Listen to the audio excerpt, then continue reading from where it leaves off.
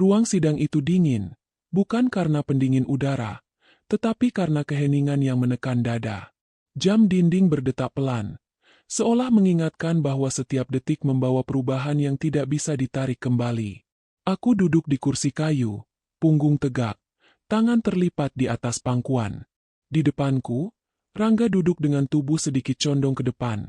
Wajahnya tenang, bahkan nyaris cerah. Ia mengenakan kemeja putih rapi dan jam tangan mahal yang dulu kubelikan dari hasil lemburku sendiri. Hakim memeriksa berkas terakhir.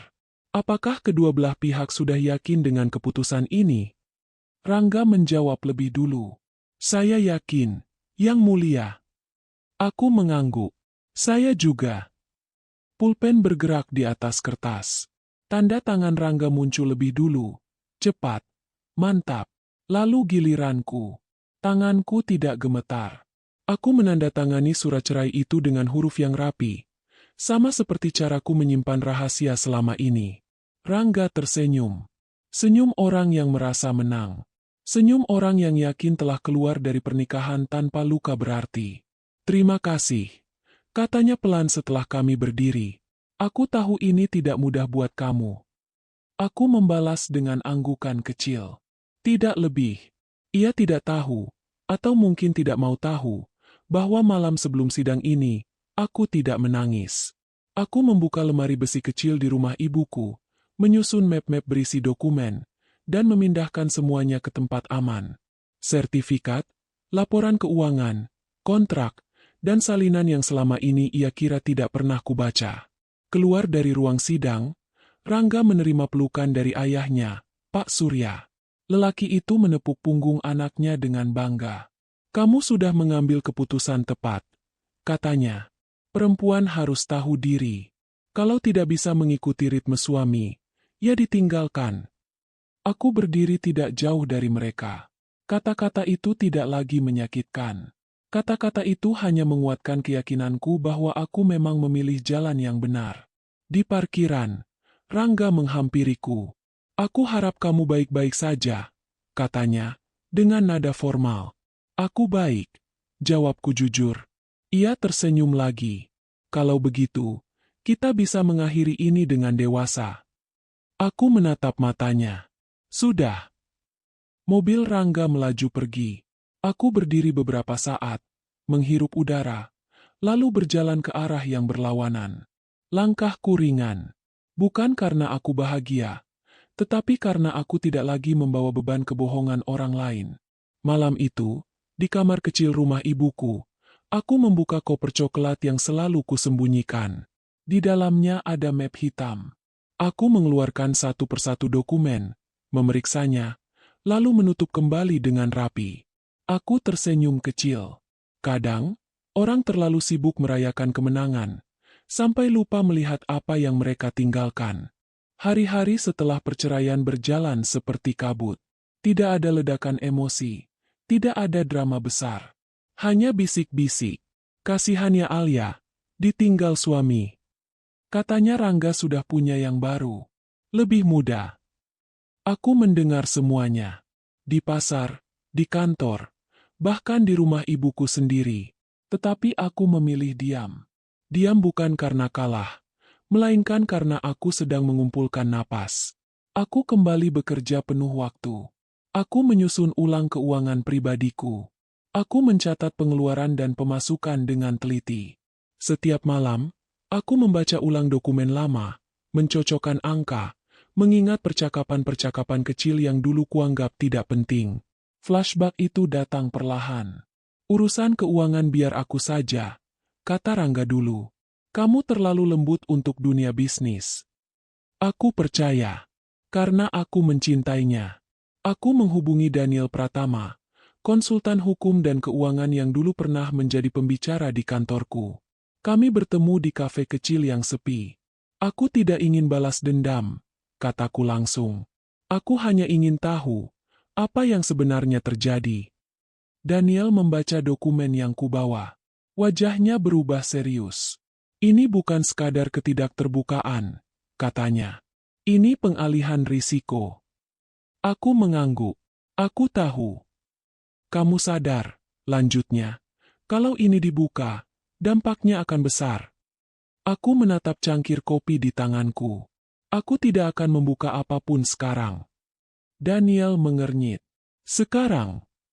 Aku tersenyum tipis. Aku menunggu waktu yang tepat. Di rumah, ibuku memperhatikanku lebih sering. Kamu terlalu tenang, katanya suatu malam. Aku lelah menangis, Bu, jawabku. Ibuku menggenggam tanganku. Jangan simpan semuanya sendiri. Aku menatap wajah perempuan yang membesarkanku. Aku tidak sendiri. Aku hanya memilih jalan yang sunyi. Malam itu, sebuah undangan masuk ke emailku. Nama Rangga tertera jelas. Undangan acara pertunangan. Aku membaca tanggal, lokasi, dan daftar tamu. Acara itu akan besar. Sangat besar. Aku tersenyum. Aku membalas singkat. Saya akan hadir. Rangga ingin dunia tahu bahwa ia menang. Bahwa perceraiannya bukan kegagalan, melainkan pembebasan. Keisha, perempuan yang kini berdiri di sisinya, dijadikan simbol masa depan yang lebih cerah. Aku ingin acara ini sempurna, kata Rangga kepada panitia, seperti yang kudengar dari relasi kantor. Tidak boleh ada celah. Pak Surya ikut campur dalam setiap detail. Nama keluarga harus bersih. Harus berkilau. Sementara itu, aku mempersiapkan hal yang tidak terlihat. Aku menghubungi orang-orang lama. Rekan bisnis yang dulu sempat bertanya-tanya. Staf administrasi yang pernah dipindahkan mendadak. Semua tidak kuhubungi dengan emosi, hanya dengan fakta. Di kamar, aku menulis satu nama di secari kertas. Nama perusahaan. Perusahaan yang tidak pernah ada secara fisik, tetapi muncul di banyak laporan. Aku menutup mata sejenak. Ingatanku kembali ke suatu malam. Aku butuh kamu tanda tangan, kata Rangga dulu, tergesa. Untuk apa? Tanyaku. Formalitas. Aku menandatangani, tanpa membaca. Karena aku percaya. Sekarang, aku membaca semuanya. Malam sebelum acara, aku berdiri di depan cermin. Gaun sederhana ku gantung rapi. Aku tidak ingin mencuri perhatian dengan penampilan. Aku ingin mencuri perhatian dengan kebenaran. Aku membuka laptop, memeriksa file terakhir. Semuanya siap. Aku mematikan lampu, lalu tidur dengan tenang. Aula itu penuh cahaya. Musik lembut mengalun. Tamu berdatangan dengan pakaian terbaik mereka. Rangga berdiri di tengah ruangan, tersenyum lebar. Keisha menggenggam lengannya. Matanya berbinar. Aku datang sendiri. Beberapa orang melirik, berbisik, lalu kembali tersenyum palsu. MC membuka acara dengan suara riang. Video kilas balik mulai diputar. Foto-foto Rangga dan Keisha muncul di layar besar. Lalu, layar berkedip. Gambar berubah. Grafik keuangan. Tanggal, angka, nama perusahaan. Suasana langsung sunyi. Pak Surya berdiri. Apa ini? Suaranya gemetar. Rangga maju ke depan. Matikan itu. Namun layar terus berjalan. Rekaman transaksi muncul. Kontrak palsu. Transfer dana. Dan satu nama disebut jelas oleh sistem audio. Nama itu menggema di ruangan. Aku melangkah maju. Semua mata tertuju padaku. Aku tidak membuka ini untuk mempermalukan, kataku. Suaraku tenang.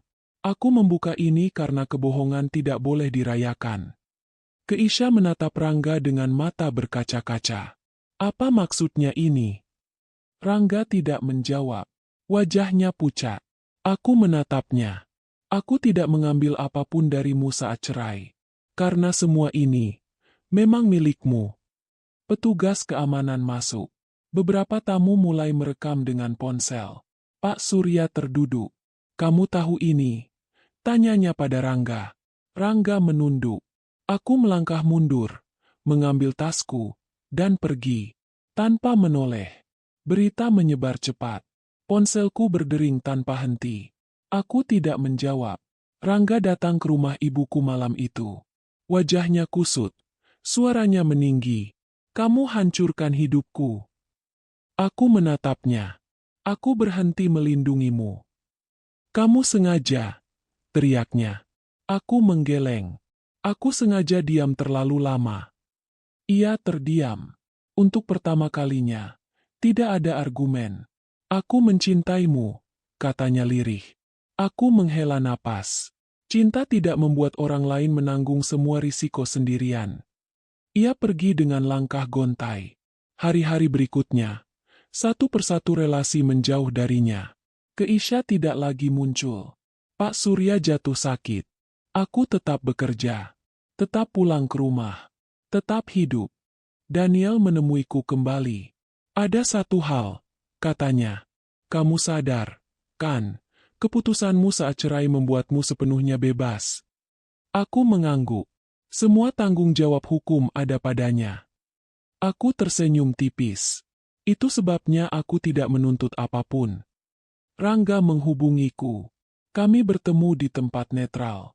Sejak kapan kamu tahu? Tanyanya putus asa. Sejak aku berhenti percaya bahwa diam berarti bodoh. Ia tertawa pahit. Kamu merencanakan semuanya. Aku menggeleng. Aku hanya berhenti menutup mata. Beberapa bulan kemudian, aku mendengar Rangga kehilangan pekerjaannya. Keisha pergi. Pak Surya tidak lagi muncul di acara sosial. Aku bertemu Rangga terakhir kali di sebuah kafe. Wajahnya berbeda. Tidak ada lagi kesombongan. Aku menyesal, katanya. Aku menatapnya. Aku percaya. Ia mengangguk. Terlambat, ya. Aku berdiri.